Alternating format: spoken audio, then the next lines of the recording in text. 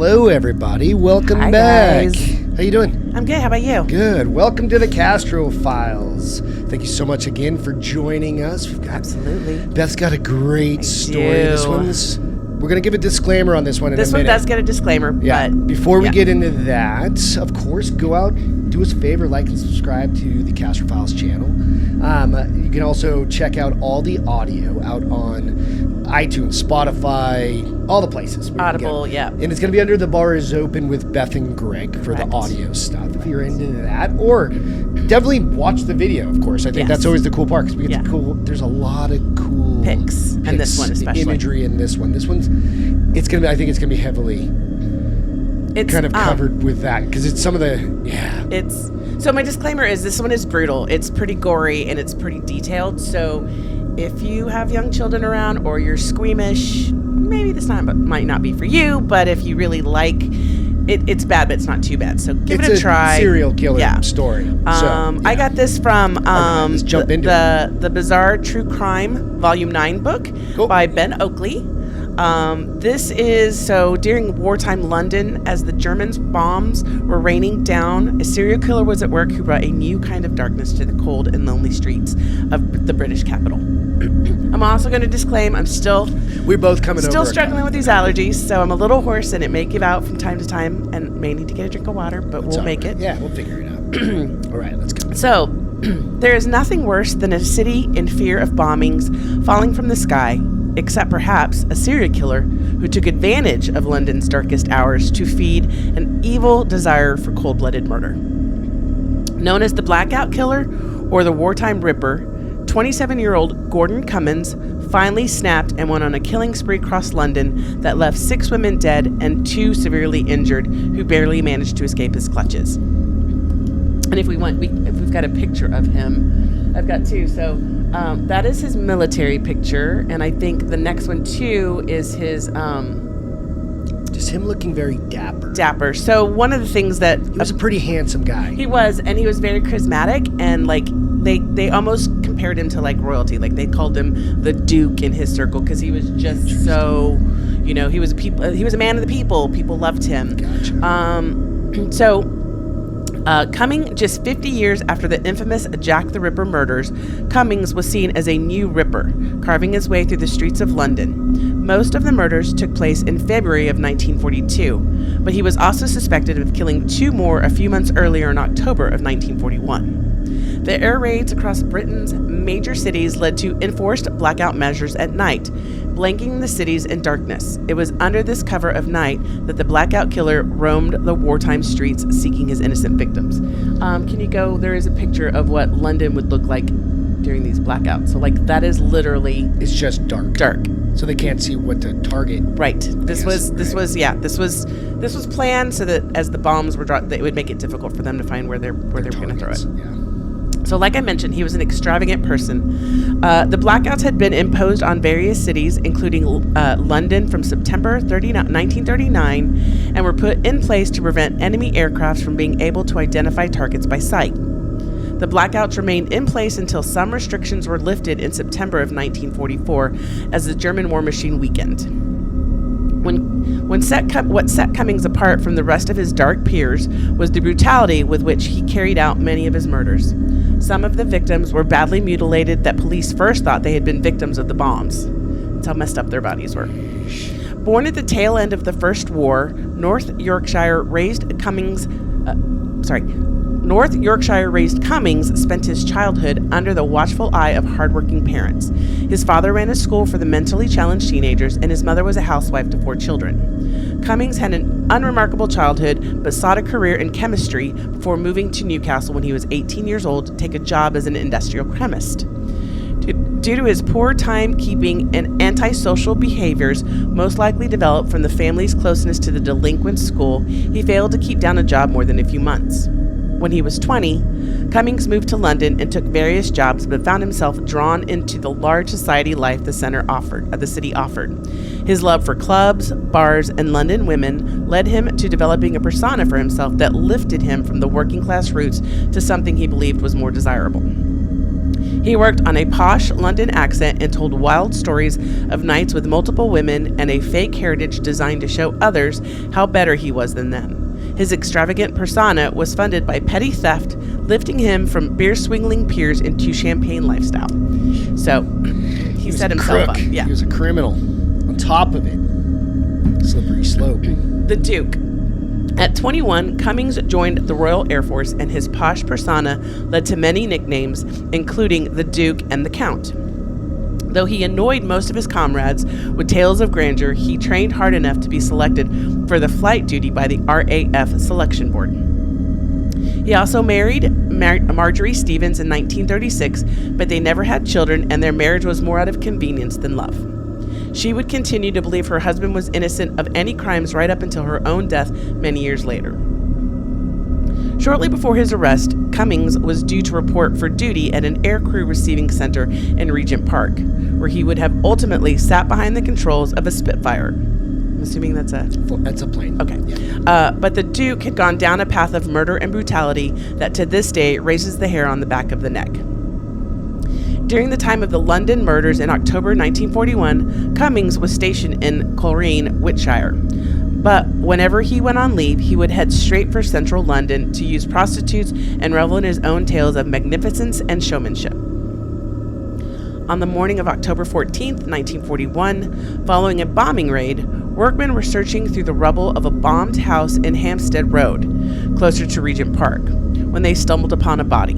It was not unusual to find bodies in London during the war, but there was something different about this one. On top of some debris was the nude body of 19-year-old secretary Maple Churchwood, but she didn't show any signs of having been hurt during the bombing. Unsure what they were looking at, the workmen called in the police, who confirmed that Maple had been strangled to death with her own knickers. Despite being found nude, she had not been sexually assaulted. Police learned that Maple commonly slept with British servicemen, sometimes for money and other times for fun. And I do have pictures of his victims, but we'll get to those in just a minute. But she had last been seen at a bar in nearby Camden the previous evening. 4 days later, on September 17th, 48-year-old Edith Humphreys was found by a friend lying in bed suffering from severe wounds. Wounds, thank you. She had been stabbed in the head, hit with a heavy object multiple times, and her throat had been cut. Edith was alive when she was rushed to the hospital, but unfortunately died shortly thereafter. There was no forced entry to her home, and due to the closeness of both women's murder, police suspected the same killer had been responsible. Edith, too, was seen at the Central London bar the night before her murder. So same bar. Okay. The Mutilator. Due to the severity of the war over London, 2 murders were put on the back burner. So there were bigger things to have to deal with, like bombings. During the following 3 months, Cummings was stationed at RAF St. John Woods, commonly known as RAF Regent's Park, a perfect location for him to escalate his murders. On the 8th of February 1942, after a brief visit to his wife in nearby Southwark, Cummings headed out into war-torn London. A day later, another victim was found dead in an air raid shelter.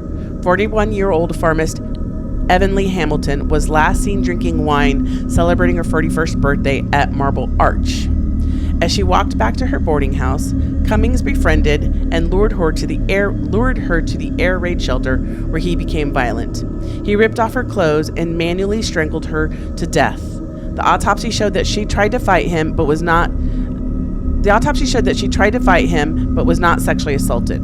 Her body was found by an electrician the following morning. Police discovered her handbag had been stolen, which may have contained upwards of 80 pounds, which is worth 4,000 pounds today. Okay. They learned that she was leaving London for Lincolnshire the next day and was winding up her personal affairs. That same evening, on February 9th, 34-year-old married nightclub hostess and prostitute Evelyn Oatley was approached by Cummings as she waited outside a restaurant in Shaftesbury. Just before midnight, the pair was seen entering an apartment building at 153 Warden Street by another tenant. The same tenant heard Oatley's radio turned up loud after midnight as Cummings was killing her and mutilating her body. He beat and strangled her unto subconsciousness before cutting her from throat to ear. Then he stripped her and later fled on the bed with her hanging over the edge. Then, with a razor blade, a tin opener, and a piece of broken mirror, Cummings cut up her body before raping her with an electric torch and curling tongs, so basically a curling iron. Evidence found at the scene suggested he had used a total of 7 blades to slice her body, which was found the next morning by electric meter workers. So he's escalating. Dear God, yeah. Yeah, so... It's hard to say. It's one thing to strangle somebody. It's another level to do everything you just described. Chop them up and do other things. Yeah. So, the Whistler. Already tainted by the horrors of the war, police found fingerprints on the tin opener, the mirror, and the other items belonging to Oatley. But when they were checked, the fingerprints on the police database, there was no match, and for good reason. Cummins had never been arrested or convicted of a crime. Which just makes his sudden killing of women that much more strange. On the next day, on the 11th, a 43-year-old prostitute, Margaret Florence Lau, was murdered at her flat in Gosfield Street, Maryland-born. She had last been seen by a neighbor in the early hours of the morning, accompanied by a client. The same neighbor heard the client leave about an hour later, whistling away to himself as he had just had a night of fun. Lau's body would not be found until 2 days later, when her 15-year-old daughter, arrived home to find her body on a bloody bed.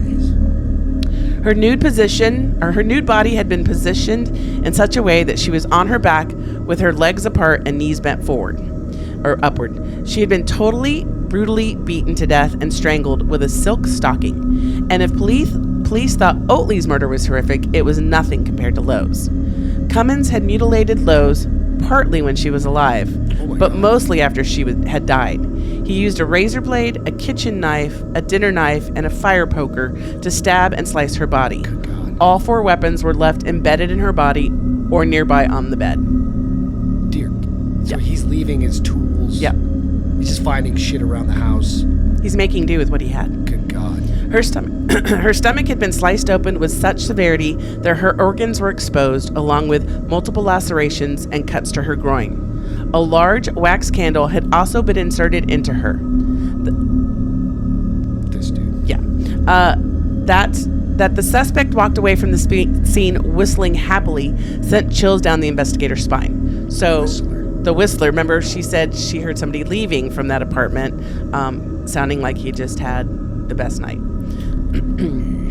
So, unstoppable. Fingerprints were lifted and matched those of the Oatley crime scene. Autopsies confirmed that the suspect was left-handed, which Cummins was, but he was able to hide himself away in the arms of RAF Regent Park.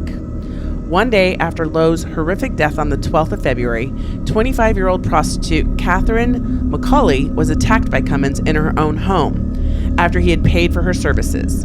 As McCauley stripped, Cummins attacked her and pushed her to the bed, attempting to strangle her. But McCauley was strong enough to fight him off and ran screaming from the flat. She later claimed that Cummins' eyes had changed from well-to-do gentleman to a monster within seconds. Cummins exited the flat and tried to give her more money, then fled before police arrived. It was perhaps a fortunate case of luck that Cummins had forgotten to put his RAF belt, which was found in her apartment. The same evening... He left his belt? Yeah. Okay. The same evening, Cummins hooked up with 32-year-old prostitute Doris, I'm not going to try her last name, who took him back to her flat in Bayswater. She had referred to Cummins as a client she called the Captain. The following day, this woman's husband, with the help of a friend who was a police officer, broke down her bedroom door and discovered her nude body on the bed she used to entertain clients. The same brutality had been inflicted on her. She had been strangled with silk stockings, her jaw had been broken due to the savagery of the attack, and her body had been mutilated with various sharp instruments, including a razor blade and multiple knives. Some of the flesh under her breast had been carved off. Again, fingerprints taken from the scene matched those of the other murderers, but police were already closing in due to Cummins having left the RAF belt at the McCauley flat. So, it's starting to get sloppy. So we're at like 7? I think it was said 6 total. 6, okay. I'm like... There are 8, but some survived. Okay. 2 survived. Prelude to an end. The press initially gave little service to the story of the murderer, but with the killings so close together, Cummins was referred to as the Blackout Killer, and the following day made headlines across the country. Even with police investigating him and the press writing about the murders, for some reason only known to Cummings, he just couldn't stop killing. And less than a day after murdering the previous young lady, he attacked another woman. On the 13th, Cummins lured Margaret Haywood to join him for a drink in a bar in Piccadilly. When they left the bar, he attempted to forcibly direct Haywood to a nearby air raid shelter, but she tried to fight him off. Cummins then pushed her into a doorway and strangled her into unconsciousness. The attack was stopped when a passing beer bottle delivery man spotted Cummins rifling through her handbag. The delivery man came to the rescue, forcing Cummins to flee, and in so doing, he left now behind his RAF gas mask and rucksack in the doorway. To cover himself later, Cummins stole another serviceman's gas mask and rucksack. And there is a picture of that. If you want to go through a couple of pictures of the ladies coming up as well. So these are just examples of some of the women. So that one is the one that sometimes got paid for sex and sometimes had sex for fun. The other one, I think that was the previous one. She was a little bit older. She was the secretary, the 49-year-old. Okay. And this is the young lady that was leaving to go be a pharmacist somewhere. Okay. But that is his gas mask and rucksack. And that is how ultimately... So they had serial numbers on these Yes, things. that is how ultimately they tracked him down. To it, yeah. That's awesome. It's weird. It's creepy. Right? Fortunately, Haywood survived the attack and would later be able to identify Cummins. When police got hold of the gas mask and the rucksack, they contacted the local RAF base, who ultimately led them to Cummins due to the issue number on the military gear. On Valentine morning, Cummins was arrested, but concocted a fake story that he was out drinking whiskey with another serviceman whose name he coincidentally couldn't recall. He claimed to have no memory of attacking Haywood, but wished to apologize to her if he had done that. While he was under arrest for committing grievous bodily harm, detectives realized they could have the Blackout Killer in their custody, so they jumped into full-on investigation mode to prove it. Yeah, because I don't know what the British laws were during World War II or whatnot, but they're like, here, you got 72 hours, but he still committed a crime of assaulting her, right? Attempted And murder, she pointed him out, so they had a little bit of time, but not much. So, irrefutable evidence. The RAF Regent's Park passbook was signed by Cummins on all the nights that the murders and attacks had happened. But fellow servicemen claimed they all had each other's back and falsified documents with pencils should any of them return after a military-enforced curfew. Police later discovered that Cummins and other servicemen would sneak out of the base at night and not return until the early hours. When police searched his belongings, they found most of the proof that they were looking for. Cummings had been taking souvenirs from each of his victims, including metal cigar cases belonging to Oakley, along with a picture of her mother. There were traces of blood on one of his unwashed shirts, and his military uniform had traces of brick dust only found in the air raid shelters where Hamilton's body was found. Okay. But most importantly, all the fingerprints belonged to the suspect in the 4 February murders were a match to Cummins. They also discovered that I think it's £1 notes had been given to one of his victims by her attacker. The investigators tracked the serial number and discovered the notes were brand new and had been issued via the RAF base to Cummins. Okay. Haywood identified Cummins in a lineup, and the police had everything they needed to lay multiple counts of murder at his feet. In front of them was not only one of the most brutal killers of the 1940 London, but a terrifying serial killer who offered no real motive for his crimes beyond circumstances. Cummins still maintained his innocence when he was charged with murder on the 16th of February and put together various stories to lay blame at the feet of other servicemen who had clearly swapped RAF-issued clothing and accessories with him to pin the blame on him. In 1942, Cummins went on trial for the murder of Oatley and pleaded not guilty. With all the witnesses, autopsies, and forensic evidence, there was no way he was going to get away with it. He was found guilty of the murder of Oatley, and in the interest of British public, was sentenced to death. On June 25th, 1942, Cummins was led to the gallows at Wadsworth Prison, where he was hanged. He maintained his innocence right up until the end. He was eventually linked with other murders he was eventually linked with the other murders, the 2 that happened in October of 1941 and 3 in February of 1942. Jeez. So he'd started before this. That he was already sentenced to death meant that any other convictions would not have changed the outcome, or the ultimate outcome. He remains one of British's most curious and brutal serial killers, having claimed one more victim than Jack the Ripper, bringing darkness to a city where there were already horrors at every turn. Yeah. I know. Like, just knowing that, yeah, so kind of taking advantage. Yeah, we can go through some of the other photos. But taking advantage. So those are the investigators. Okay. And ultimately, go ahead. Taking advantage of. Like taking advantage of like the bombs coming down and like killing people like during those. Well, the bombs coming down and prostitutes. Yeah. You know. Right. I mean, a couple of them weren't prostitutes, but the majority of them were. Wearing your gas mask or doing like those sorts of things. That's weird. Dude. He started getting sloppy. Like, he probably wasn't taking those things before, and now he was taking them, and he was just doing it he'd whenever. get in a rush, and he'd have to leave. Get out of work, yeah. Like, I'm going to go murder somebody. I'm going to go find somebody. That's crazy. The next one, I believe, is... That's one of the can openers. That's a can opener he used on somebody. On one of his victims. Or a version of the can opener. I don't know if that's the actual can opener, but a version of the can opener that was used.